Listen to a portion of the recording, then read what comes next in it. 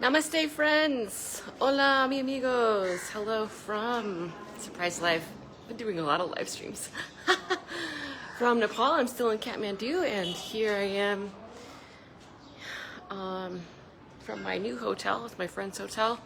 He made a really beautiful deal for me, which I appreciate. And I'll show you my room. I gotta tell you, I am reconditioning myself back into civilization after being, 11 days climbing Mount Everest base camp. I felt more kind of like a country bumpkin hobbit coming back into civilization.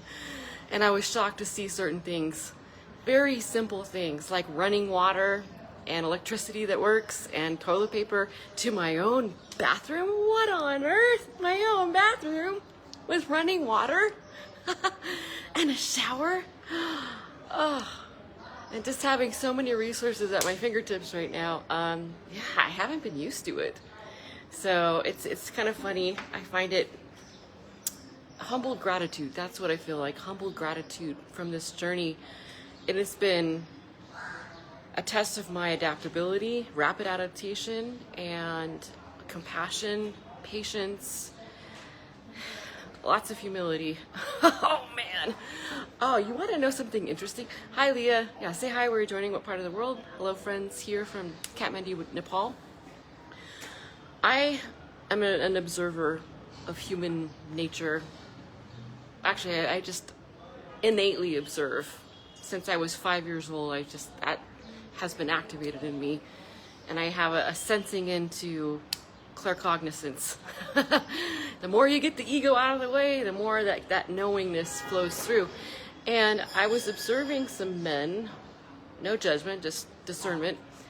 They looked wealthy because of the equipment they had, and they're in their late 60s, early 70s. They could have been CEOs, captains of industry. A lot of wealthy people come out here because it's so iconic. It's so it's a once in a lifetime usually opportunity to come out here and climb the Himalayas. And I watched some of these guys start off with a lot of ego, like a lot, and commanding, demanding of their teams, expedition teams, their Sherpas. I've seen people order their Sherpas around like they're servants. I mean, you wouldn't do that to a teammate, would you? No, of course not. Like I said on my birthday, there is no caste system in my heart. We're all divine sparks of God, equal, loved, precious, every single one of us.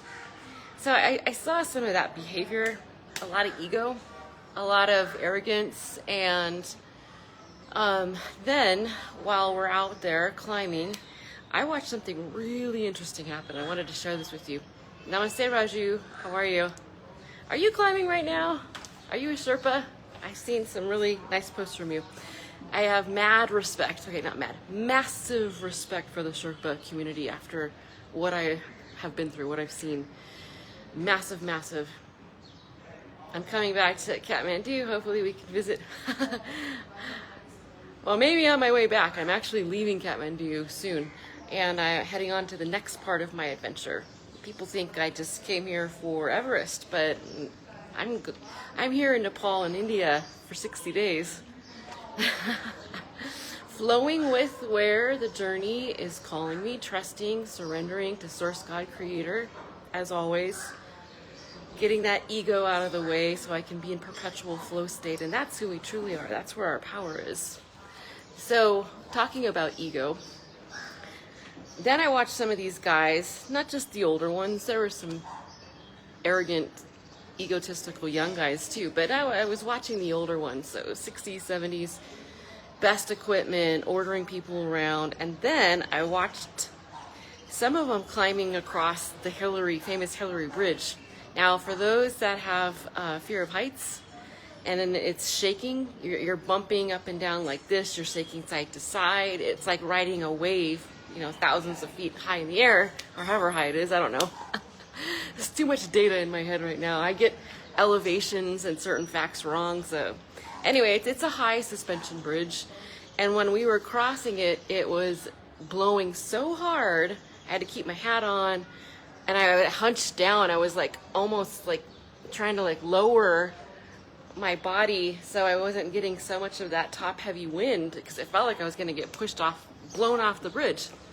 I watched some of these egotistical older guys, like knees shaking, pee their pants nearly. I watched them get humbled because they had a fear of heights. So it's an equalizer. Fear of heights, fear of whatever it is. People have all sorts of fears, and then you're facing them up there straight on with no way to numb out or soften the blow of the harshness of being up there. Like, altitude was an equalizer. I watched it bring the same men, egotistical men, to their knees. I watched it bring young men, way more fit and strong, 25 years younger than me. I watched so much. It's like it puts on blast who you really are, and you can't hide who you are anymore, because it's like this massive transparency and exposure, which was fascinating for me to observe in human nature. Hey Jill, hey Helena, hi Leah, say hi where you're joining please, my friends around the world. Oh, by the way, I'm finally getting these up on YouTube. I'm like 15 days behind on that. I have a nice hotel here for a couple days at my friend's hotel in Kathmandu, which I love. And staff is, shout out to his staff too, amazing. I'm not gonna say where I am because I don't want any creepers or stalkers, but which has happened, so I'm not gonna be real time announcing exactly where I am. But anyway, hi Yesu, welcome. Then with the altitude, especially the last 2 days were rough, and then we had a whiteout on Everest Base Camp. We had snow, we had wind, and I watched these egotistical older men get so vulnerable and humbled. Like, they couldn't avoid it anymore. They had to ask for help. They had to humble themselves, and I thought, this is great.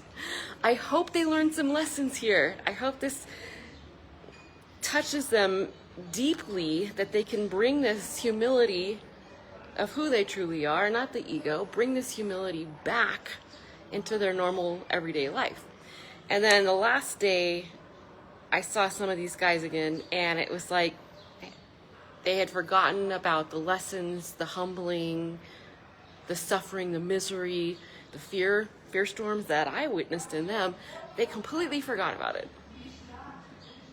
And they went back to their egotistical selves. And I was like, well, bummer, because they could have really used that opportunity of humility and vulnerability and fear to their advantage, to grow, to expand, to become better souls on this journey. So that's an interesting thing that I wanted to share with you, because I was watching that happen real time.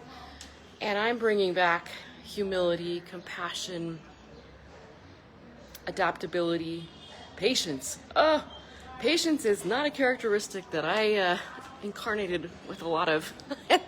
If you know me, patience is huge. So I've been working on that as well. Hi Arwen, welcome. Say hi where you're joining. You guys are super quiet. Say hi. So I'm here in Kathmandu. Today has been an errand day. And I know some of my friends, when I drop into a new country or foreign country and city, and they're like, how do you have errands? You've never been here before. How do you already have friends there? That's how I roll. I'll tell you what, living in Bali for 5 years really prepared me for Nepal and Asia and travel in general, because you drop in and it's like this innate knowingness of how to handle yourself, and I love that. And yes, I love to have friends all over the world. I had a really beautiful masala, which I dig that tea, masala tea, with my friend who's the owner of this hotel this morning. We only got to speak for an hour, but we're gonna speak more. What a beautiful soul, truly, and I'm blessed. And I've made friends with climbers who are inviting me wherever I'm going, then we're gonna be in the same place to meet up. Isn't that rad?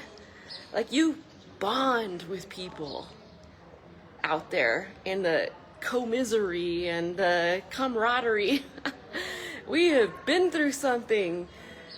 And I gotta say, there's one group from Bali that I met and they had the whole restaurant sing happy birthday to me on my birthday a couple days ago, May 4th. And that was cool. And we were all exchanging WhatsApp numbers and pictures and videos. So I really dig that. I dig creating friendships, travel, friendships, experiential learning, truly. So I'm here in Kathmandu for a couple more days. And I just got my ticket, so I'm now heading across the nation.